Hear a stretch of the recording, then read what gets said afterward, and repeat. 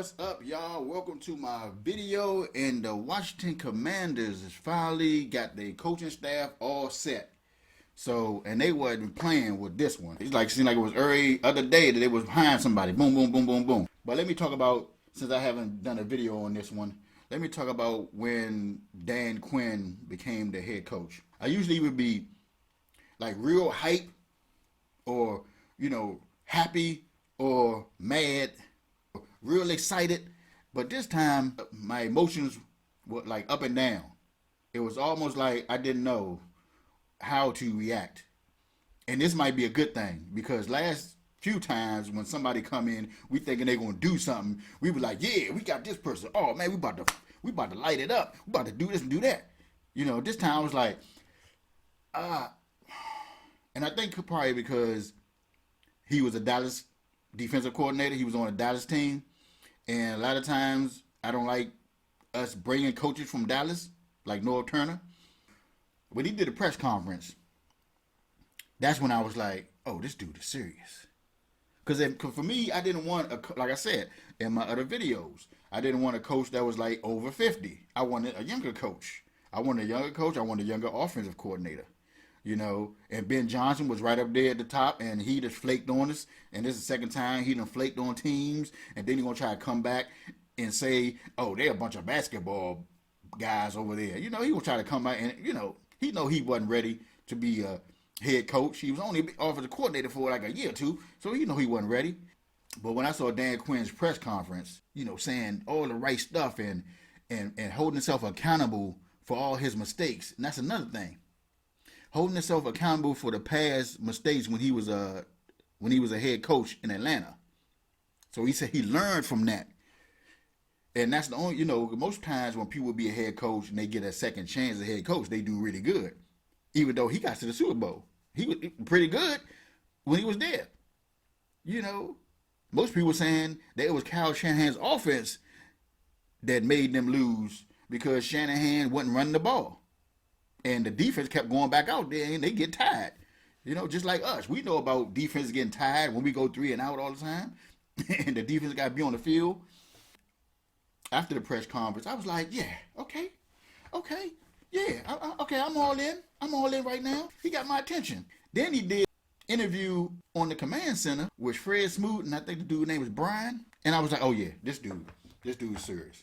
I mean, he was saying a lot of stuff he said at the press conference, but he was saying a little bit more. He almost like, because some people try to call him Ron Rivera 2.0. So it's almost like what we thought Ron was going to be when he came in here. And I think Ron was before everything else happened to him. With the cancer and all this other stuff and just getting old. And then he had to take on more responsibility. So he could, So this time, Dan said he could just focus on being a head coach. He don't have to worry about defense. He don't have to worry about the offense. He's worried about being a head coach. So him and Adams can work hand in hand. Then he went out and got Cliff Kingsbury, the quarterback whisperer, quote unquote, as they say. I was like, oh, okay. Yeah, that's what I'm talking about. You know what I'm saying? Give him another chance because he worked with a lot of good quarterbacks. Patrick Mahomes, he worked with, Caleb Williams. They said, he coached them last year. He was the offensive coordinator over there. I'm thinking this dude knows how to get the best out of quarterbacks. I mean, you can't ask for a better offensive coordinator come in because we all thought Eric Bieniemy was good, but he don't know how to run the ball sometimes. He's like Kyle Shanahan, but even Kyle Shanahan has a good running back, and he didn't run the ball in the Super Bowl. He didn't run the ball like that in the Super Bowl. I don't know why he can go. See some coaches try to outsmart the opponent. Oh, they think I'm going to run a lot because I got McCaffrey. Ha-ha, I'm not going to run the ball. You thought I was going to run. You know what I'm saying? But that's your bread and butter. You got to run instead of the pass. Come on, man. Anyway, I digress. And I think with Cliff, he learned from his mistakes. Hopefully, he was a head coach with the Cardinals. And he was trying to get the best out of that team. And it didn't do good. So he figured, okay, I'm going to be offensive coordinator. All I got to do is worry about the offense. I ain't got to worry about everything else. Just worry about the offense. I had to take a step back and go to college and I'm, get my opportunity, come back I'm gonna be good, and I'm gonna be a head coach again one day. That was a good hire. Then you get Joe Witt Jr. Now he was on the Dallas Cowboys too. To keep it real, I don't know that much about Joe Witt Jr., but I had to look it up a little bit, and he seems like in his press conference, he seems like he's on the same page as Dan. So I'm thinking they're gonna get the best players that they can, and if the ones that don't want to do, they're gonna get rid of them. They ain't playing. I'm thinking they not playing, and they can bounce off ideas from each other. Like, look, I want to do this. I want to do this. I want to do this. I want to put this person right here. I want to put this person right here.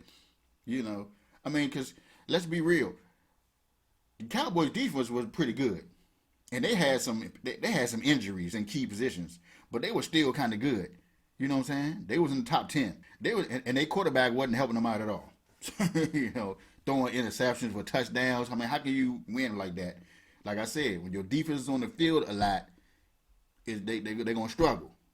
It's gonna be hard for them. They're gonna keep stopping and stopping and stopping. And then pretty soon they're gonna get tired and they ain't gonna be able to stop nobody. So that was a good hire too. And I'm like, oh man, they putting this stuff together. And then boom, boom, boom, boom, boom. They start hiring other position coaches over here, offensive line coach over here. Then they hired Brian Johnson, who used to be the offensive coordinator for the Philadelphia Eagles, and now he's going to be the pass game coordinator for us now.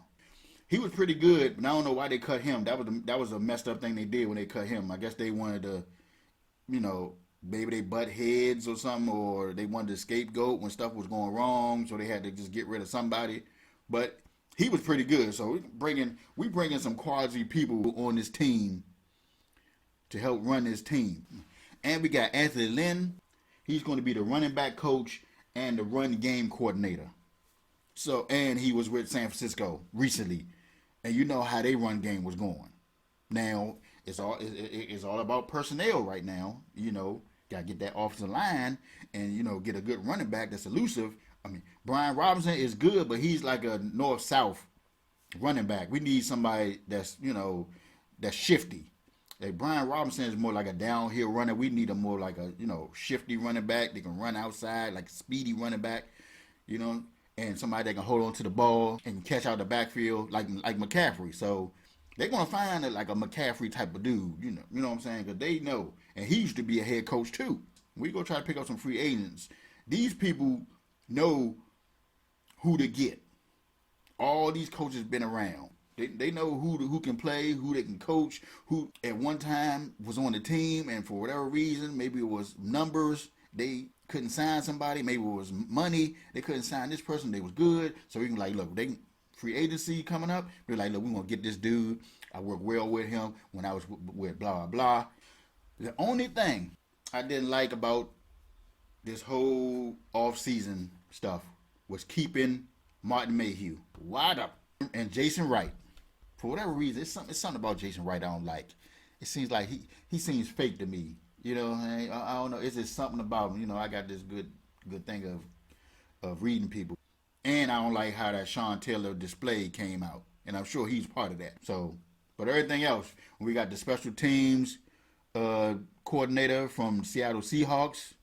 I'm thinking we're gonna get a new kicker because Joey is a free agent after I think this year.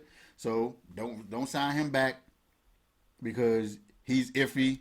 A lot of these, I don't want these kickers that choke under pressure. Nah, I want a kicker that's ice cold under pressure. Like I don't care if you're gonna call a timeout on me. I'm still gonna make this thing. I don't want to just crack under pressure because a lot of games in the past we lost because the field goal kicker missed the field goal here and there, and we lost by two or 3 points, 1 point here or whatever, and that game the field goal kicker missed the field goal. And some of it was like easy field goals. It wasn't even like 50 yards. It was like 40, and they missed it. So I'm like, who paid you? It just seems like they just be missing what we need this game. It could be a rivalry game, a division game. We get a good kicker that can kick 50 plus yards down the middle. We're going to be a force to be reckoned with. I just hope that we pick good in the draft.